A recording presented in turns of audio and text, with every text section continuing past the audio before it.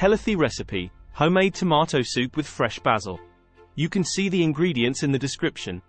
Preheat the oven to 400 degrees Fahrenheit, 200 degrees Celsius. Cut the tomatoes in half and place them on a baking tray, cut side up. Drizzle with 1 tablespoon of olive oil and sprinkle with salt and pepper. Roast in the oven for 25–30 minutes, or until tender and slightly caramelized. Meanwhile, in a large pot, heat the remaining tablespoon of olive oil over medium heat. Add the onion, garlic, carrot, and celery, and cook until softened, about 5–7 minutes. Add the roasted tomatoes along with any juices from the tray to the vegetable broth in the pot. Bring to a boil. Then reduce the heat and let simmer for about 15–20 minutes for the flavors to meld. Remove the soup from the heat and stir in the chopped fresh basil. Use an immersion blender or a countertop blender to puree the soup until smooth.